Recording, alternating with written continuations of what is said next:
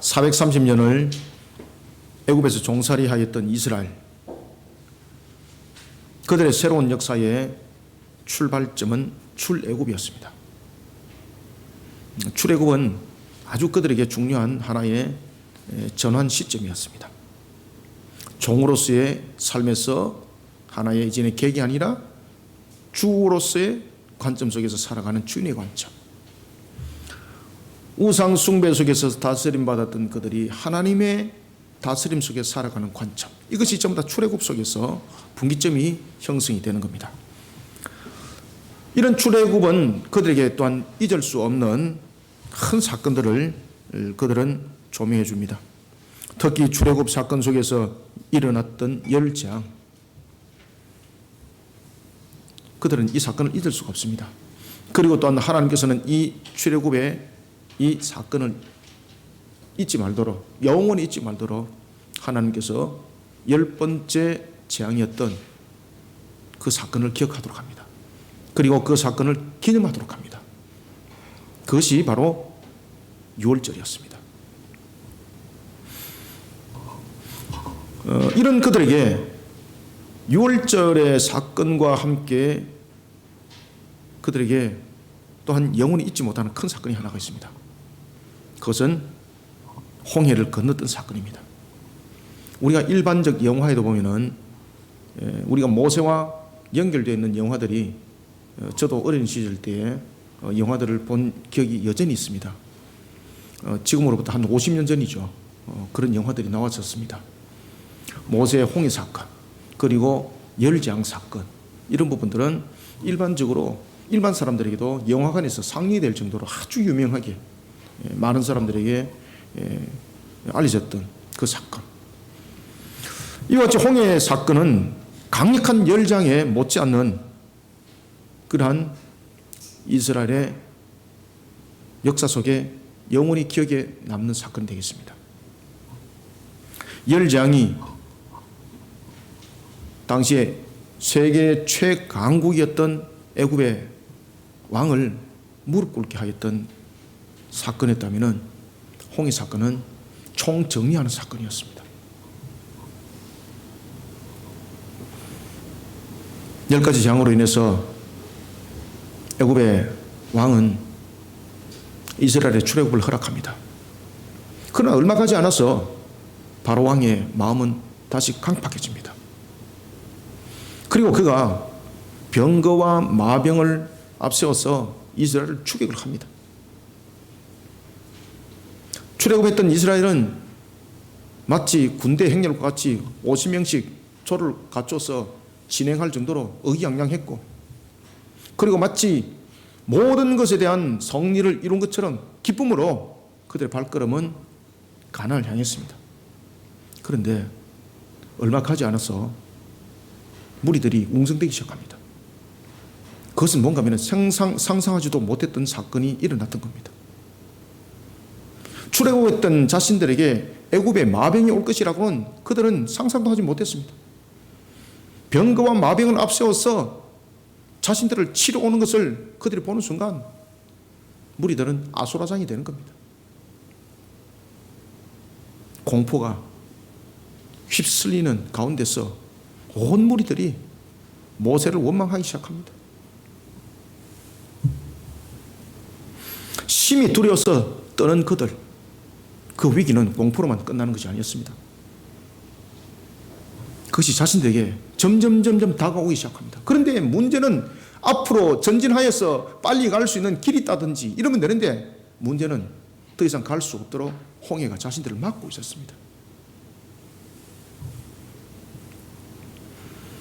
그들의 입술이 열립니다. 우리를 내버려 두라, 우리가 애굽 사람을 섬길 것이라 하지 않았더냐? 모세를 원망하는 거죠. 애굽 사람을 섬기는 것이 광야에서 주는 것보다 낫겠노라, 한탄하는 거죠. 출애굽할 때 그들의 의기양양했던 그 모습, 마치 성리를 거두었던 군대와 같은 그런 모습, 그런 모습은 다 그냥 사라지고 이제는 모세를 향해서 원망을 하는데 그 원망이 하늘을 찌를 것만 같습니다. 모세의 원망은 곧 하나님을 향한 원망이었습니다. 이것을 하나님이 다 듣고 계신 것이었죠. 앞에는 홍해였습니다. 뒤는 세계에서 가장 강력한 병거와 마병을 가지고 있는 애굽이 전 속력으로 쫓아옵니다. 지금이라도 뭐 당장 삼킬 것만 같은 그런 모습으로 쫓아옵니다. 절체절명의 위기 앞에 놓여져 있었습니다. 이스라엘 자손들은 모세를 원망합니다. 이때의 모세 선택은 무엇이었을까요? 이때 모세 선택은 유일하게 한 가지밖에 없었습니다. 하나님께 엎드리는 것이었습니다. 모세가 무리들을 향해서 외칩니다. 여호와께서 너희를 위하여 싸우시리니 너희는 가만히 있을지어다. 아멘. 사랑하는 성도 여러분, 우리는 홍해 사건을 통해서 우리에게 닥치고 있는 절체절명의 위기를 어떻게 면할 것인가를 우리는 돌이켜봐야 합니다. 우리는 지금 위기 시대를 살아가고 있습니다. 그 어느 누구도 예외가 없습니다. 저도 예외가 아닙니다. 참 하루하루가 호흡하기가 힘들 정도로 성도가 힘들면은 교회가 힘들 수밖에 없고 목사가 힘들 수밖에 없습니다. 성도가 힘든데 목사가 휘파람 불고 다닐 수가 없습니다. 성도가 힘들면 교회가 힘들 수밖에 없고 교회가 힘들면 목사가 힘들 수밖에 없습니다.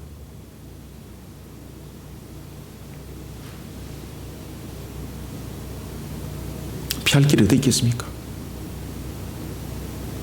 우리는 오늘 이러한 위기 속에 놓여있는 우리의 모습들을 통해서 홍해를 앞에 두고 앞은 막혀있는 바다요, 뒤는 자신들을 당장 삼켜 먹으려고 하는 그러한 병거와 마병을 앞세운 그러한 애국과 같은 환경이 우리를 닥치고 있습니다.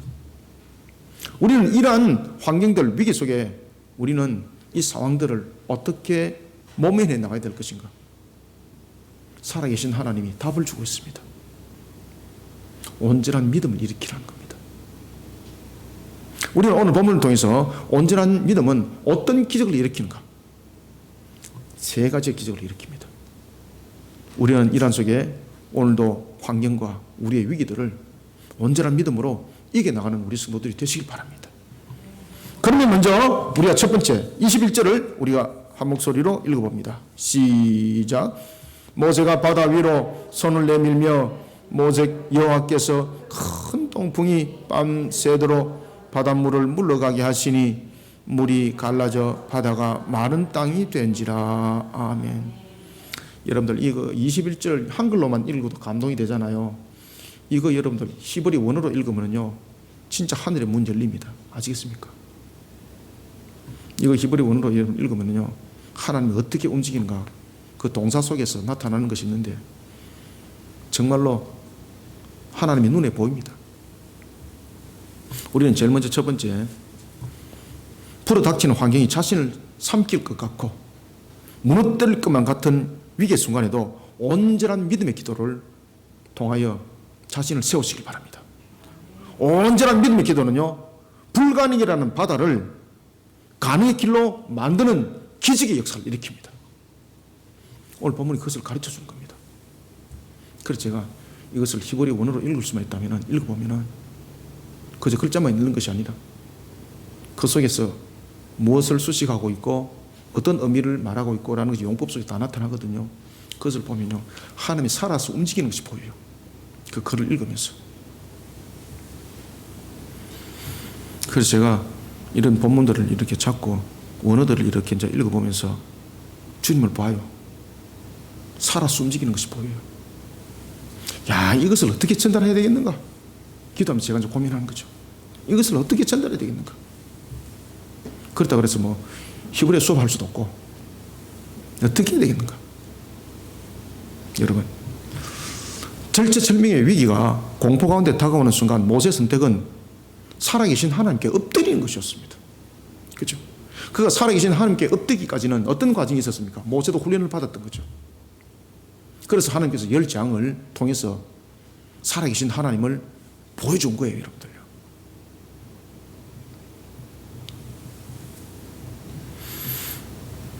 그는 살아계신 하나님 앞에 엎드리는 것이었습니다. 그런데 이 엎드림은 어떤 엎드림이 되어야 되는 것입니까? 이것을 어떻게 하지요? 라고 원망하고 한탄하는 엎드림이 아닙니다. 믿음의 엎드림이 되어야 합니다. 믿음. 아시겠습니까? 이 믿음이라는 것은 살아계신 하나님을 반드시 믿는 믿음입니다. 제일 먼저 믿음을 가지도록 합니다. 하나님께서. 절체절명의 위기.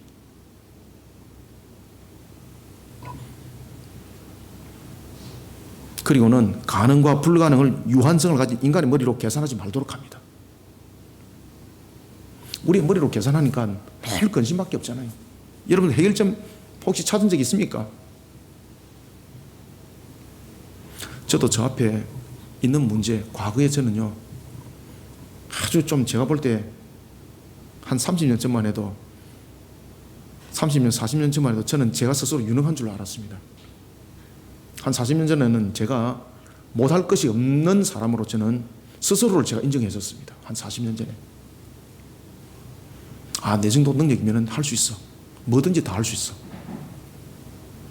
그런데 점점 이렇게 나이가 들고 살아오면서 아, 내가 할 수 없다는 것이 자꾸 보이기 시작했습니다. 그런데 그것은 능력이 없어서 할 수 없는 것이 보여진 것이 아니라 시간이 들면서 사실을 직시하게 된 거죠. 그러면서 인간이 가지는 유한성 속에서 가둬놓기 시작했던 겁니다. 그런데 이런 한계점을 하나님께서 깨뜨려 주셨어요. 그리고 난 뒤에 제게 새로운 반전이 생겼습니다. 나는 능력이 없지만은 주님께서 이것을 반드시 해결해 주신다라는 강력함이 생겼던 것입니다. 과거에는 내가 할 수 있어라는 것들 속에서 해법을 찾았다면은 이제는 주님이 이 모든 것들을 만들어 주실 것이라는 믿음 속에 문제점들을 해결해 나가기 시작했습니다. 그런데 그 해결점은 분명했습니다. 하나님께서 1분 1초 모든 순간까지 계산하셔서 모든 일들을 역사를 일으켜서 문제를 풀어가는데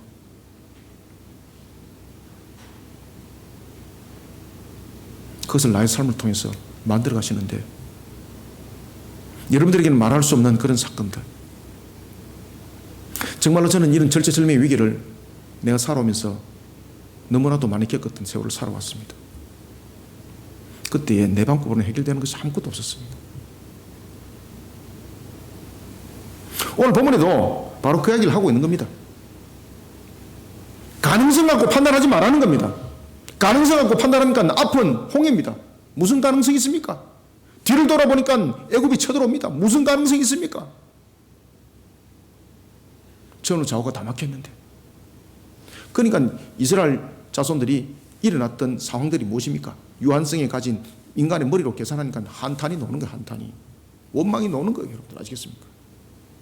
그때에 모세는 인간의 유한성을 통해서 바라보질 않습니다. 믿음으로 엎드렸던 것입니다.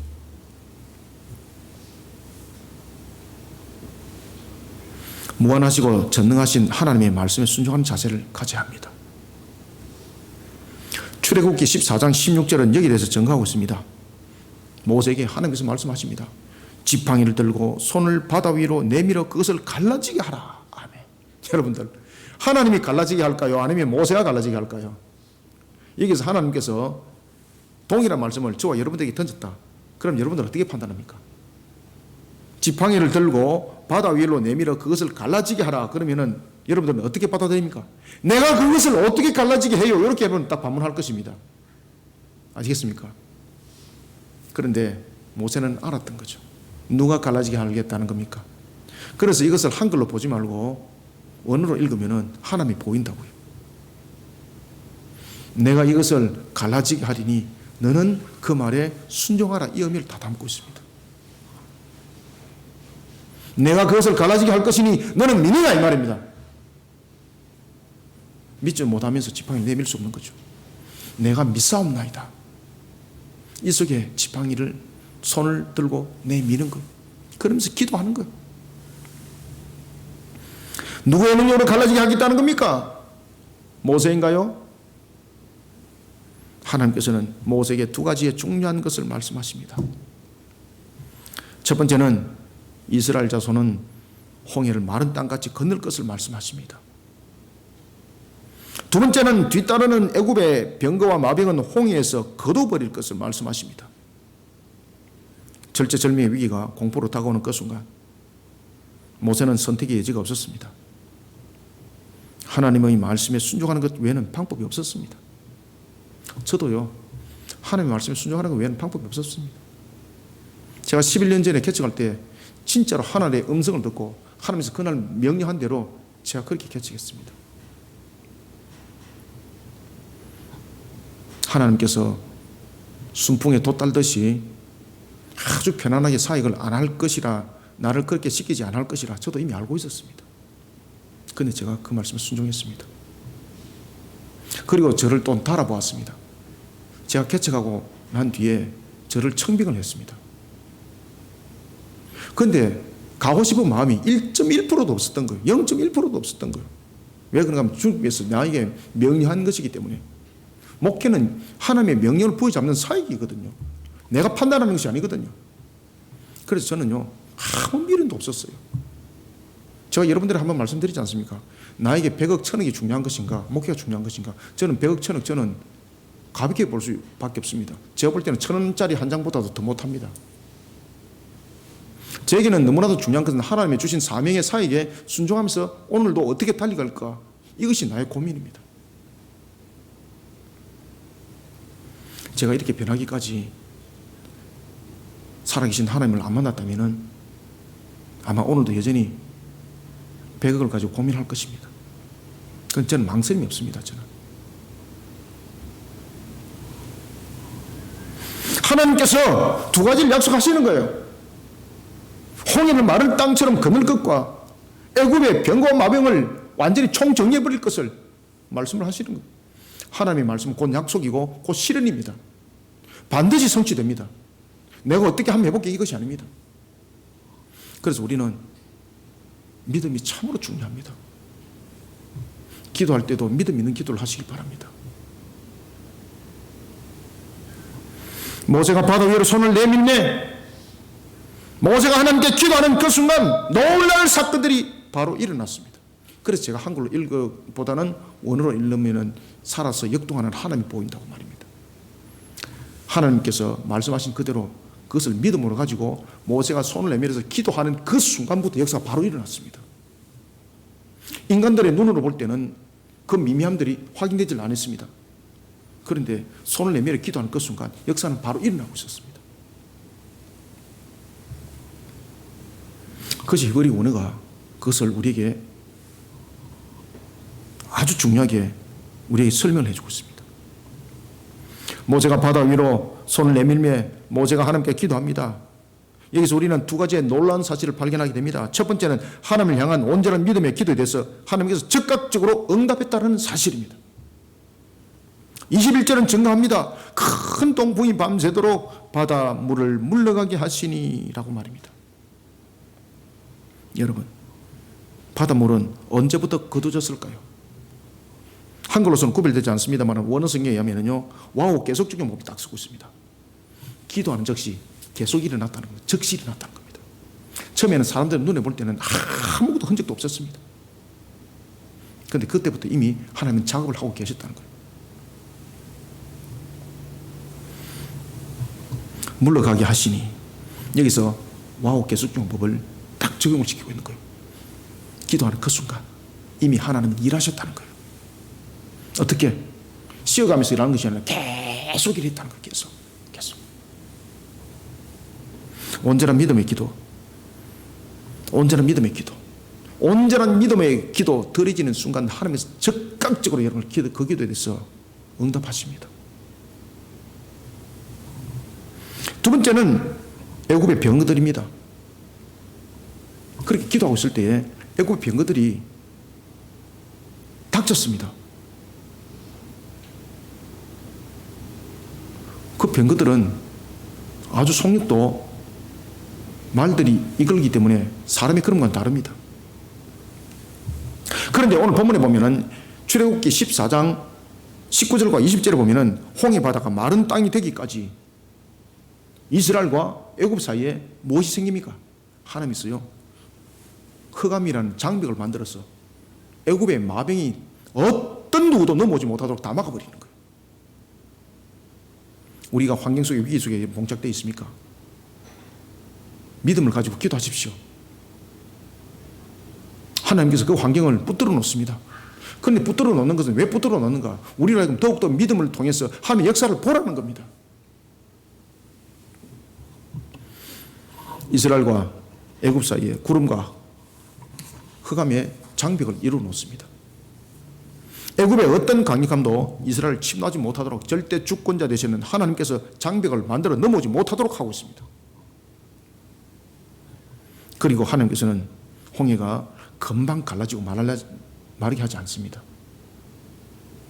그것은요, 왜 그런가 하면 모세를 비롯한 이스라엘들에게 더욱더 믿음으로 기도하라는 겁니다. 그래서 신앙의 훈련을 시키는 거예요. 여러분들이 잘 아시는 것처럼 홍해 바다가 갈라짐과 요단강의 마름의 역사는 다릅니다.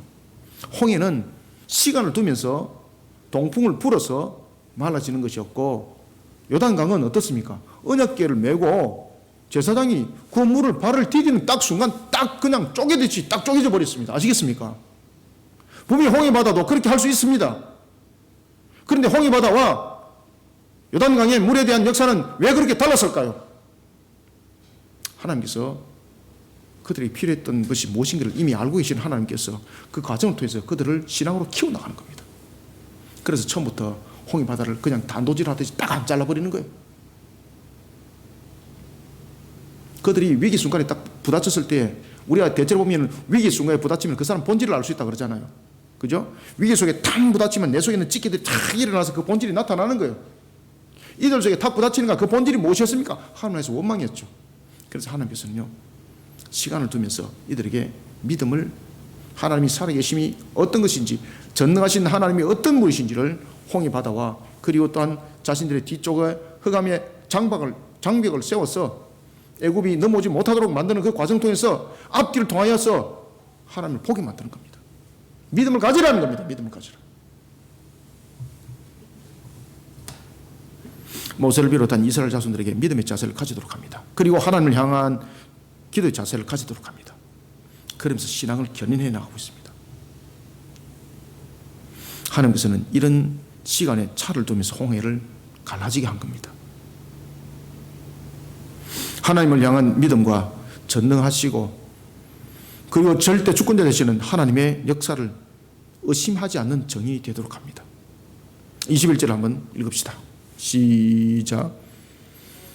모세가 바다 위로 손을 내밀매 여호와께서 큰 동풍이 밤새도록 바닷물을 물러가게 하시니 물이 갈라져 바다가 마른 땅이 된지라. 아멘. 사랑하는 성도 여러분,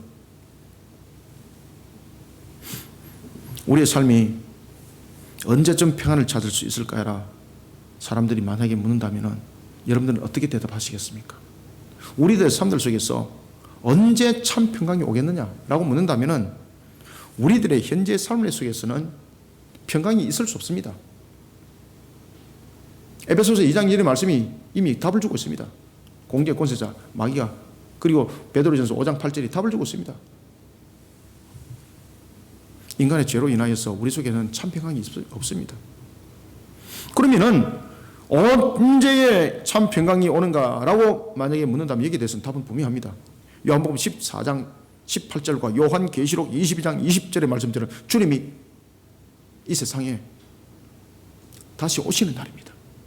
그때에 불의를 향한 심판과 그리고 또한 하나님의 영광의 결과들이 맺혀지는 새하늘과 새 땅이 열려지니 그때 우리에게 참 평강이 비로소 일어나는 것입니다.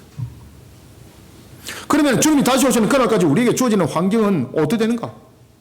그러면 우리에게는 평강과 안녕이라는 것은 도대체 찾아볼 수 없고 날마다 공포 속에 위기 속에 우리는 살아가야 되는가? 그래서 하나님께서 우리에게 천국을 맛보게 하는 겁니다.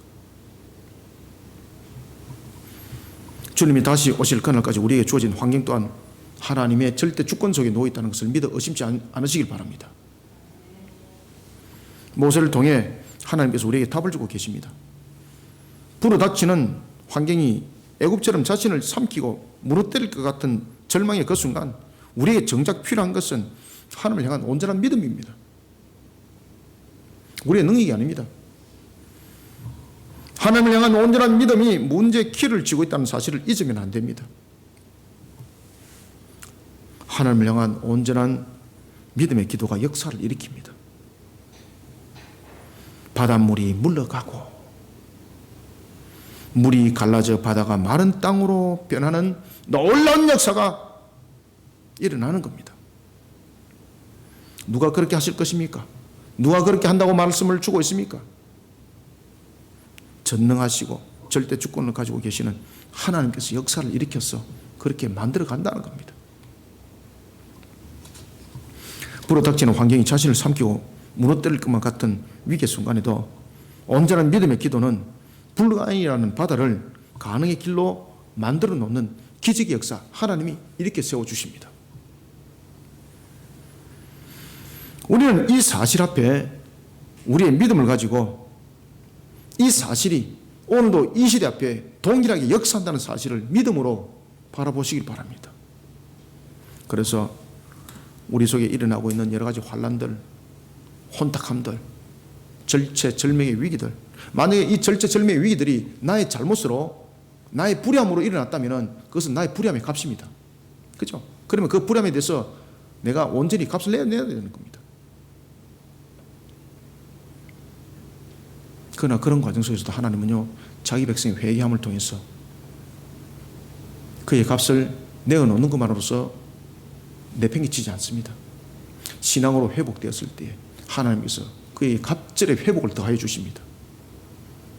욥기서에도 나타나고 있는 것처럼 말입니다.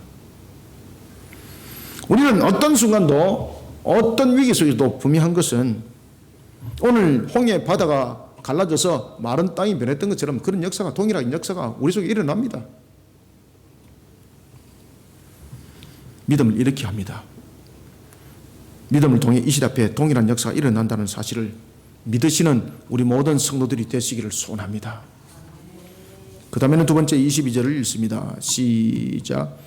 이스라엘 자손이 바다 가운데를 육지로 걸어가고 물은 그들의 좌우의 벽이 되니 아멘.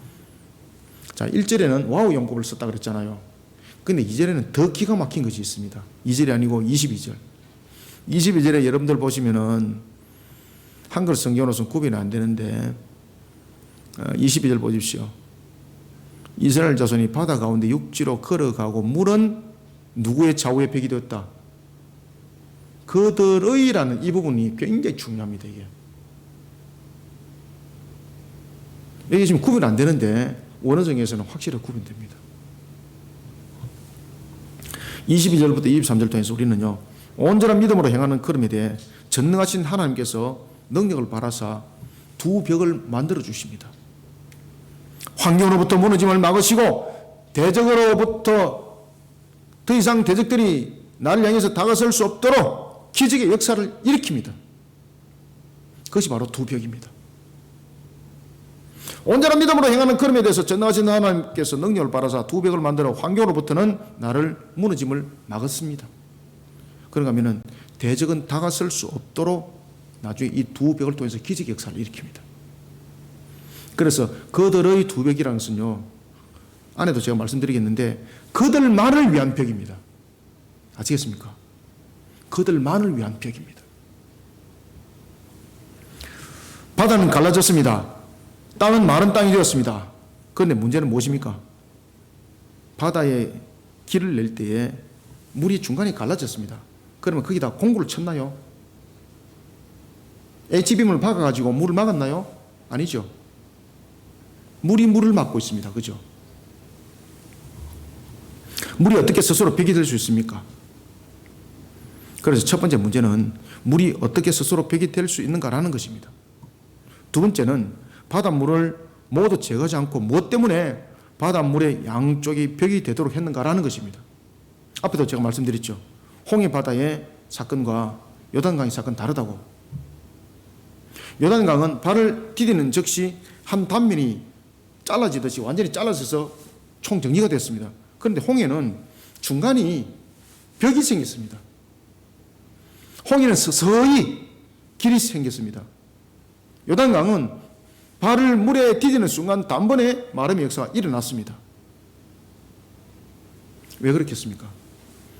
홍해 속에서는 그들에게 하나님을 향한 신앙들을 더욱더 격양시킬 이유가 있었고, 그 다음에 요단강에서는 하나님이 어떻게 싸우는가를 보라는 겁니다.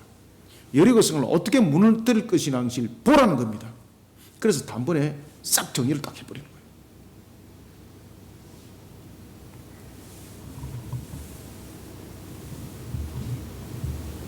여러분들, 왜 하나님께서는 물이 벽이 되도록 했을까요?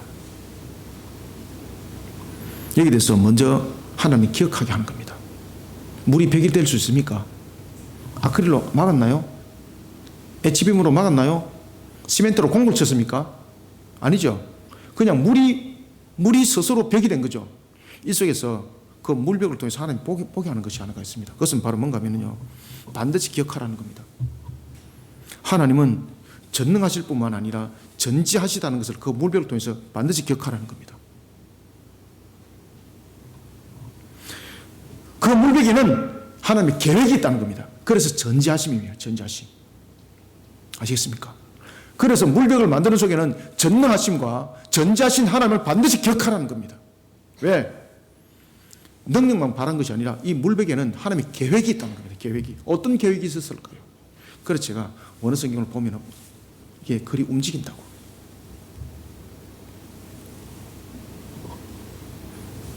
여기는 중요한 사실이 은밀하게 내포되어져 있습니다. 그것은 다름이 아니라 제가 여러분들에게 앞에 말씀드렸던 것처럼 그들이라는 단어입니다. 그들. 이 말씀은 좌우의 벽은 아무에게나 적용되는 벽이 아니라는 사실입니다. 이 좌우의 벽은 그들만을 위한 벽이라는 겁니다. 그들에게만 이 벽이 적용된다는 겁니다. 원문은 이것을 설명하고 있습니다. 그들에게만 이 벽이 적용될 뿐만 아니라, 다시 말하면 애굽의 병사들에게는 벽이 되지 못한다는 겁니다. 그러니까 하나님의 계획이 있었던 거죠. 그들에게 벽이 되고 라는 부분에서는 전능하신 하나님만이 아니라 전지하신 하나님의 계획을 보라는 겁니다. 어떤 상황 속에서, 어떤 위기 속에 있을지라도 전지하시고 전능하신 하나님을 믿음으로 바라보시기 바랍니다. 하나님의 계획이 있어요. 여러분들. 아시겠습니까? 우리가 상상하지 못하는 하나님의 계획이 있어요. 하나님의 계획이 있다니까요. 하나님의 계획이. 그것을 유한성으로 어떻게 여러분 우리가 파악을 할 수가 있어요? 그러니 믿으라는 거예요. 그러니까 믿으라는 거예요. 그 벽은 애국의 병사들로 하여금 다시는 이스라엘을 침노하지 못하도록 그들을 수장시키기 위해서 유인하는 도구였습니다. 저들도 건너네, 우리도 건너자. 그렇게 된 거죠. 유인하는 거죠. 왜? 못하기 위해서 다시는 이스라엘을 괴롭히지 못하도록 그들을 총정리하기 위한 하나님의 유인책이었습니다. 그것은 전능함으로 일어나는 것 아니죠. 전지함으로 발행되는 거죠. 그래서 하나님은요, 우리를 도우실 때 전능성만이 아니라 전지하심이 함께 하는 거예요, 여러분들. 그래서 하나님의 계획은 틀림없어요. 우리가 계산해가지고는 계산의 수법도 놓질 않아요.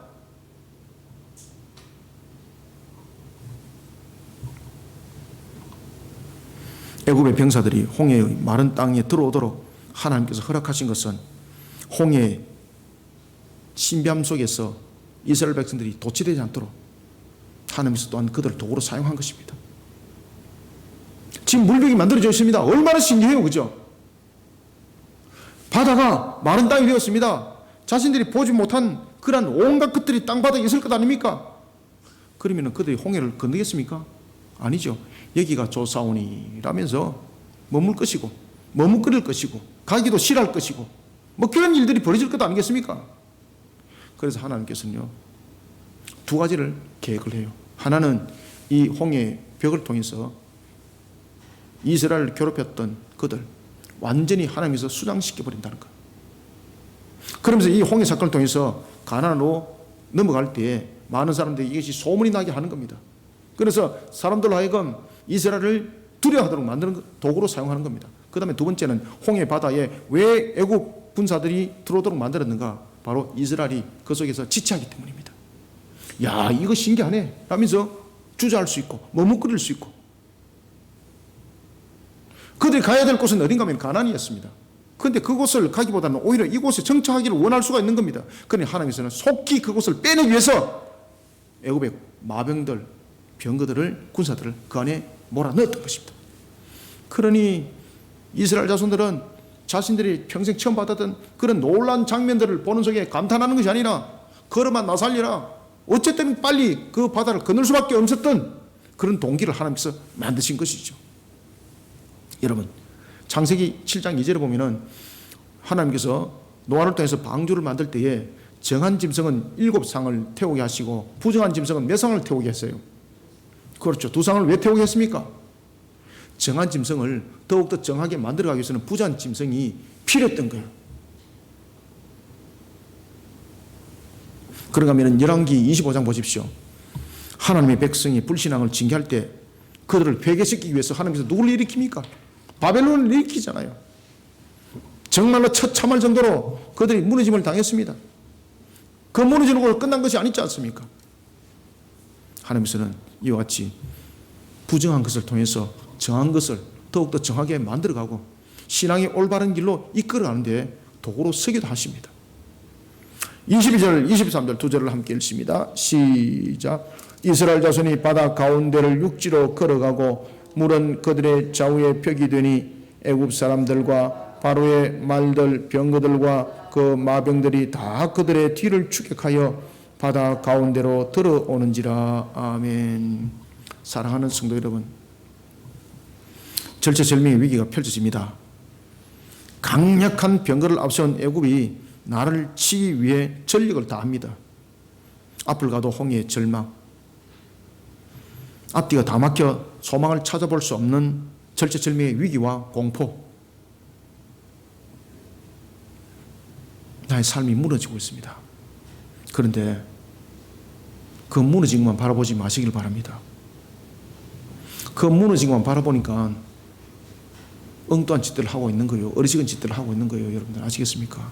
하나님이 주신 그 귀한 생명을 헌시작처럼 그냥 던지는 거예요. 여러분들요. 저도 과거에 그런 사건이 있었습니다. 그래서 내가 너무나도 잘 압니다.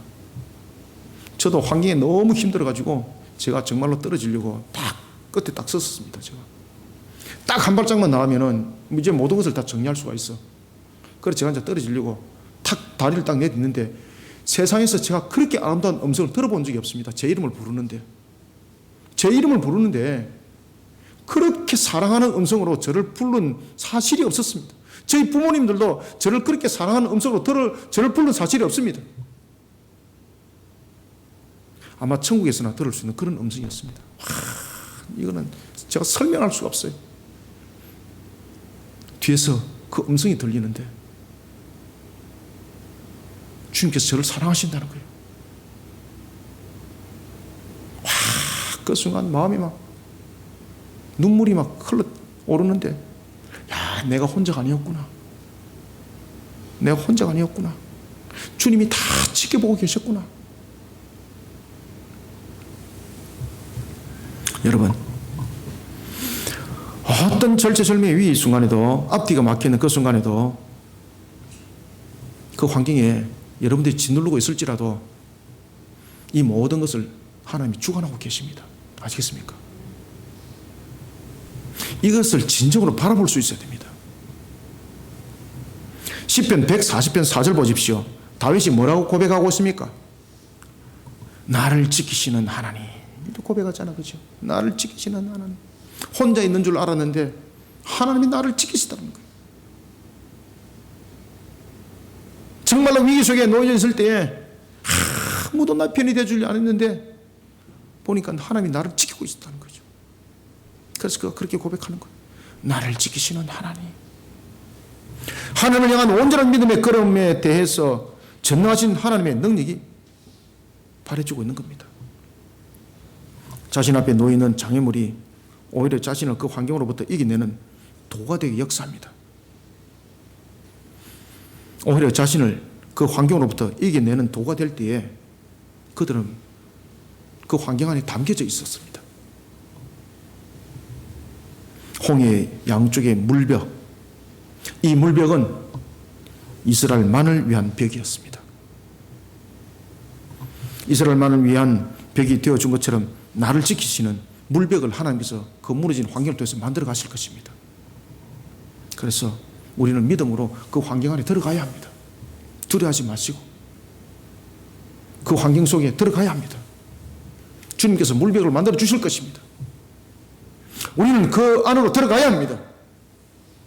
그런데 그 물벽이 놀랄 것은 나를 건너게 만드는 환경이 될 뿐만 아니라 그 물벽이 나의 대적을 물리치는 도구가 되게 하십니다. 그러면서 하나님께서는 그 환경을 물리쳐서 영광을 받으시겠다는 거예요. 온전한 믿음의 걸음에 대해 전능하신 하나님께서 능력을 발하사 두 벽을 만들어 환경으로부터는 무너짐을 막으시고 대적은 다가설 수 없도록 기적의 역사를 일으킬 것을 약속하셨습니다. 오늘도 신앙의 걸음으로 여기에 대한 산증인들이 다 되시기를 소원합니다. 마지막으로 세 번째는 24절 한번 읽읍시다. 시작. 새벽에 여호와께서 불과 구름 기둥 가운데서 애굽 군대를 보시고 애굽 군대를 어지럽게 하시며 아멘. 자, 여기서도 여러분 중요한 포인트가 있습니다. 그것은 뭔가 하면은 누가 어지럽게 했는가라는 것입니다. 누가 마병의 병거들의 바퀴를 뺐는가라는 것입니다. 영화 보면은 마치 진흙탕 속에서 있어가지고 바퀴가 빠지고 이제 그렇게 보이죠, 그죠? 저도 이제 어릴 때 50년 전에 봤던 기억 탑니다, 제가. 저는 한 2, 3년 전에 봤던 영화 제목 제 기억 다 합니다. 모든 것은 다 기억 못하고 한 몇 편을 기억합니다. 그 영화 제목 줄거리까지 지금도 기억합니다, 제가. 왜 그렇겠습니까? 어릴 때 아주 충격적으로 그 내용들을 봤다는 이야기죠. 그 내용 속에도 여러분 십계명 영화가 있었습니다, 제게. 아시겠습니까? 홍해 사건의 영화가 있었습니다, 제 속에.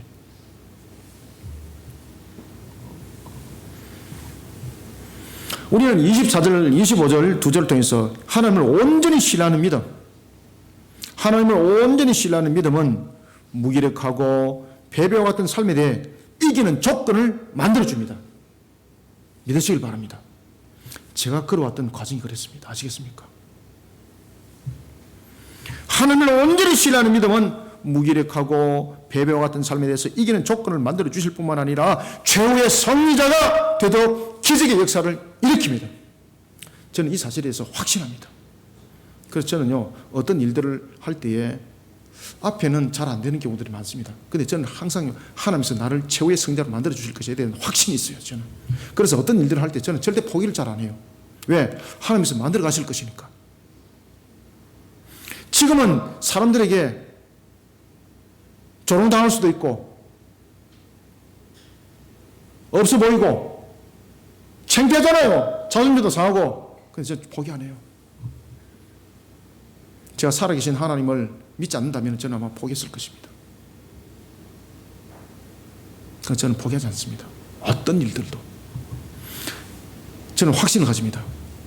하나님이 제게 주신 명령이고 제게 주신 사명이면요, 반드시 하나님께서 최후에 성립케 하신다라는 확신을 가지고 있기 때문에 저는 끝까지 저는 손을 안 놔요. 제 성격이에요. 이것은 제 개인적 성격이 아니에요. 믿음 속에서 나타난 거예요. 제가 여러분들 자존심이 얼마나 강합니까? 근데 저는요, 주님이 일을 할 때는 자존심이 없어요, 여러분들요. 제가 말씀드렸잖아요. 40년 전에는 내 능력으로 못할 것이 없다고 나는 내 자신을 믿었다고. 40년 전에는 제가 볼 때도 참 똑똑했습니다. 어디 내놔도 뒤질 것이 없었습니다. 그런데 저는 알게 되었습니다. 정말로 부족한 자라는 것을. 그런데 또한 저는 알게 되었습니다. 하나님이 나를 만들어 간다는 것을.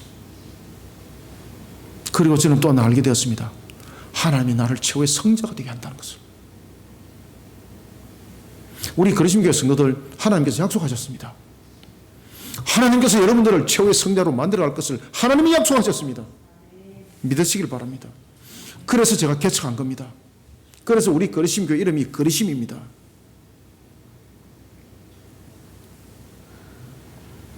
말과 병거와 마병을 이끌고 홍해 가운데 들어선 바로의 군대가 당황하기 시작합니다. 왜냐하면 상상을 초월한 일들이 일어나고 있었기 때문입니다. 이스라엘이 건넜을 때는 그렇게 질퍽한 땅이 아니었습니다. 그렇죠? 그런데 하나님께서 그들을 흔들기 시작했습니다. 군대를 교란시킵니다. 정신이 어지럽혀지기 시작했습니다. 여러분들, 이런 사건들은 홍해 사건만이 아니죠. 여러분들 잘 아시는 것처럼 기돈 사건 기억나십니까? 미디안들을 물리칠 때 정신을 전부 다 혼미하게 했어서 전부 다 자중질환이 일어나게 만드시고 그 속에서 총 정리돼 버리지 않습니까? 10만이 넘는 군사들이. 그뿐만이 아니죠. 히스기야 사건 기억하십니까? 사내들림 사건 기억하십니까? 하루 전쟁에 18만 5천이 총 정리돼 버렸습니다. 이것이 어떻게 사람의 역사로서 가능할 수 있습니까? 그들의 정신을 혼미하게 하고 하나님께서 병거의 바퀴를 뽑는 사건도 그런 동일한 사건이었습니다. 갑자기 애굽의 군사들이 정신이 혼미해지기 시작합니다. 멀쩡하던 바퀴가 뽑혀지기 시작합니다. 그렇게 당당하고 위용이 넘쳤던 애굽의 군사들의 모습이 온데간데 없어집니다. 그들은 아우성을 지릅니다. 이곳에 있다가는 전부 다 죽겠구나. 그런 공포가 애굽의 군사들에게 휘감기 시작합니다. 그런데 여기서는 그들이 이 상태가 심리적 모습이 아니라는 것을 그들이 깨달았습니다. 무엇을 깨달았을까요? 전능하신 하나님, 이스라엘 하나님이 이스라엘을 도와서 우리와 싸우고 있다. 우리는 이 자리를 속히 패됐다. 그러면서 그들이 도망가려고 했지만은 도망갈 수가 없었습니다. 때가 이미 늦었습니다. 하나님께서 양쪽의 물벽을 허물어 버리는 겁니다. 이스라엘 자손들은 한 명도 빠짐없이 홍해를 다 빠져나왔습니다. 애굽의 병사들은 하나도 빠짐없이 수상시켜 버렸습니다. 출애굽기 14장 28절에 증가합니다. 물이 다시 흘러 병거들과 기병들을 덮되 그들의 뒤를 따라 바다에 들어간 바로의 군대를 다 덮으니 하나도 남지 아니하였더라. 아멘. 24절 25절 두 절을 읽읍시다. 시작. 새벽에 여호와께서 불과 구름 기둥 가운데서 애국 군대를 보시고 애국 군대를 어지럽게 하시며 그들의 병거 바퀴를 벗겨서 달기가 어렵게 하시니 애굽 사람들이 이르되 이스라엘 앞에서 우리가 도망하자. 여호와가 그들을 위하여 싸워 애굽 사람을 치는도다. 아멘. 사랑하는 성도 여러분, 하나님을 온전히 신뢰하는 믿음으로 자신을 그 환경 가운데 푹 담겨 놓으시길 바랍니다. 피하지 마시길 바랍니다. 앞에 환경이 놓여져 있습니까? 정면 돌파하시기 바랍니다. 그 환경 속에 뛰어드십시오. 하나님이 최후 승자로 만들어갑니다. 하나님을 온전히 신뢰하는 믿음으로 자신을 그 환경 속에 푹 담겨 놓으시면 역사 일어납니다. 자신의 삶이 위기 가운데 몰려 무기력해 보이고 애굽의 병거 앞에 놓인 패배자와 같은 모습을 하고 있을지라도 끝난 것이 아닙니다. 끝난 것은 끝난 것이 아닙니다. 세상 사람들은 그런 말 하잖아요. 끝까지 버티면 이긴다고. 아닙니다. 끝까지 버티도 하나님께서 허락지 않으면 끝까지 버티다가 난주에 뼈도 안 남고 다 간투려져서 총 정리됩니다. 그런데 신앙을 통해서 걸어가는 우리의 예정은요 다릅니다. 그래서 제가 서두에도 말씀드리지 않습니까? 우리의 불의의 값으로서 당하는 환경 같으면 즉시 회개하라고. 그러면 그 회개를 통해서 값은 반드시 지불됩니다. 그런데 지불되는 것으로 끝나는 것이 아닙니다. 하나님께서 다시 만들어 가십니다. 그리고 모든 것은 결과적 측면에서 신앙 가운데 세워나가는 것이었습니다. 아시겠습니까? 모든 환경은 답이 있습니다. 제가 이렇게 말할 수 있는 것은 그 과정들을 제가 살아왔기 때문입니다. 제가 70에 은퇴하고 나면 언젠가는 제가 살아왔던 것을 제가 수기로 아마 쓸 것입니다. 여러분들 그 내용을 보면 깜짝 놀라는 내용들이 엄청나게 많습니다. 그런데 지금은 제가 그런 사역이 아니고 말씀을 가르치는 사역이기 때문에 말씀에 전릭을 하는 겁니다.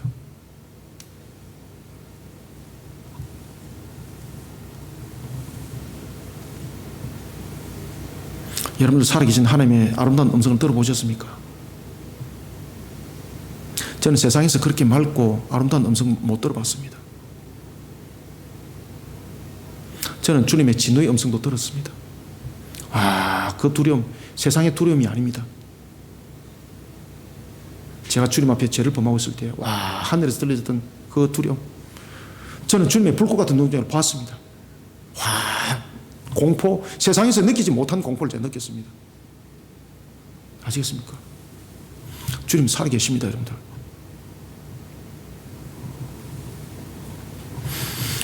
우리는 하나님을 온전히 신뢰하는 신앙의 걸음으로써 자신을 그 환경에 오히려 담겨놓아야 합니다. 불의한 방법 버려야 됩니다. 제가 다 그렇게 해봤습니다. 미워하고 시기하는 마음, 이게 참 잘 안 됩니다.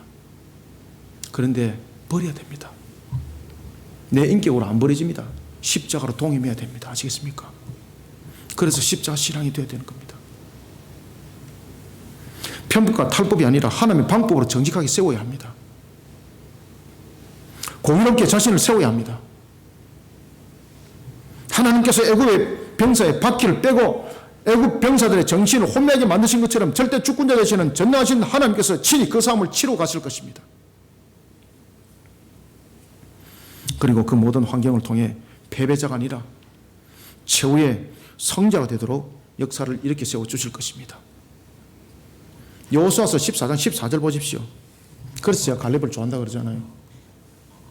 강력한 헤브론을 물리치고 그곳을 기업으로 얻은 갈렙, 그의 비결이 무엇이었습니까? 성경은 증거합니다. 이는 그가 이스라엘 하나님 여호와를 온전히 쫓았음이니라. 아멘. 하나님을 온전히 신뢰하는 믿음은 무기력하고 패배와 같은 그런 삶에 대해서 이기는 조건을 만들어줍니다. 뿐만 아니라 하나님께서 그 환경을 이기고 최후의 성자가 되도록 기적의 역사를 일으킨다는 사실입니다. 우리는 이 말씀이 저와 여러분들을 향한 하나님의 축복의 말씀인 줄 믿으시길 바랍니다. 이 말씀을 오늘 아멘으로 화답하면서 여러분들 속에 양식으로, 여러분들 속에 굳건하게 세워지는 하나님의 말씀으로 되새겨지기를 소망합니다. 말씀을 맺습니다. 온전한 믿음으로 일어서는 우리 그리심교회 성도들이 되시길 바랍니다. 하늘이 무너져도 하나님은 살아계십니다. 이 모든 것을 절대 주권을 통해 하나님은 주관하고 계십니다. 하늘이 무너져도 말입니다. 이걸 믿으셔야 됩니다. 무너져도 믿음을 가진 자는 헤어날 길이 반드시 있습니다. 하나님께서 그의 신앙을 받으시고 친히 그 길을 열어주십니다. 지금의 환경이 나를 삼키고 지금의 환경이 나를 무너뜨리고 있습니다. 그리고 또한 무너뜨림이 더 강력하게 일어나고 있습니다. 그 환경을 믿음으로 정면 돌파하시길 바랍니다. 참 힘듭니다. 어렵습니다. 그런데 하나님이요, 이길 힘까지 줍니다. 절대 포기하지 마시길 바랍니다. 어떤 순간도 생명은 하나님의 것입니다. 생명을 귀하게 여기시고 어떤 순간도 포기하지 마시길 바랍니다. 하나님이 주권하십니다. 하나님을 향한 온전한 믿음의 기도는 불가능이라는 홍해를 갈라놨지 않습니까? 그 역사가 이 시대에 동일하게 저와 여러분들에게 반드시 일어납니다. 홍해가 그냥 갈라진 것이 아니라 그 땅이 마른 바닥이 되었습니다. 홍해가 만약에 마른 땅이 되지 않았다면 이스라엘 백성들은 그 바다에 들어가는 순간 전부 다 늪속에서 빠져 죽는 겁니다. 하나님의 기적의 역사는 그저 전능성만 있는 것이 아니라 전지함이 함께 있습니다. 바닥을 말리게 했던 것처럼 물벽을 만든 것도 하나님의 전지하심 속에서 계획이 있었던 것이죠. 그러니 여러분들요, 그 환경을 주신 것은 하나님의 계획이 있다는 거예요. 그러니 내가 당하는 그 위기와 그 환경 속에 도망가지 마시고 신앙으로 정면 돌파하시길 바랍니다. 그러면 길은 반드시 열리게 되어 있습니다. 신앙으로 응답하시길 바랍니다. 세상의 관점이 아니라 세상의 관점은 기적의 역사를 일으키지 못합니다. 매몰됩니다. 우리는 이것을 신앙으로 응답해야 됩니다. 그 신앙으로 응답하는 것을 우리는 말합니다. 하나님의 기적의 역사를 이끌어내는 방법이라고 말입니다. 하나님을 향한 온전한 믿음으로 무너지는 환경을 오히려 전화위복의 기회로 만들어가는 복 있는 성도들이 되시길 바랍니다. 하나님은 저와 여러분들을 최후의 성자로 만들어 주실 뿐만 아니라 하나님이 기뻐하는 열매로 만들어 갈 것입니다. 온전한 믿음으로 하나님의 기적의 역사를 세상을 향해 일으키는 우리 모두가 되기를 주님의 이름으로 축원합니다. 살아계셔서 역사하시는 주님, 주께서 오늘도 우리에게 은혜 담비를 부어주시니 감사합니다. 눈에는 보이지 않지만 살아 계셔서 역사하시는 주님을 믿음의 눈으로 바라볼 수 있도록 우리의 또한 은혜 담비를 부어주시는 주님, 참으로 우리가 이 시대에 무너지는 환경 속에 서 있습니다. 그러나 이 환경이 우리를 이기지 못할 것은 하나님이 우리를 안보하며 이끌어 주심이 오늘도 동일하게 역사하고 있기 때문입니다. 홍해와 같은 우리의 환경, 몰아치고 있는 애굽의 병거와 마병과 같은 환경, 그러나 우리는 세상 속에 돌아가는 것이 아니라 신앙으로 홍해를 건너기를 원합니다. 하나님께서 갈라놓은 물벽, 그리고 마르게 한 땅, 그 속에는 하나님의 계획함이 있었고 이끄심이 있었습니다. 우리들의 주어진 지금의 이 환경, 우리의 유한성으로 판단하고 파악하는 것이 아니라 믿음으로 나가게 하여 주옵소서. 오늘도 우리 성도들이 온전한 믿음으로 자신에게 주어진 모든 환경을 이겨나갈 때에 하나님 홀로 영광 받으시고, 우리 성도들은 그러한 환경을 통해서 더 많은 결실을 맺어 주님 기쁨 되게 하여 주옵소서. 주님이 다시 오시는 그날까지 오늘 주신 말씀을 마음판 속에 새기고 하나님의 뜻을 힘있게 세워나가는 또한 사역을 펼쳐나가고자 합니다. 우리 거리심 교회 가운데 하나님의 형상을 회복시키는 돌아보는 이 사역들 힘있게 또한 펼쳐나가게 성령님 도와주시옵소서. 예수님 이름으로 기도드립나이다. 아멘.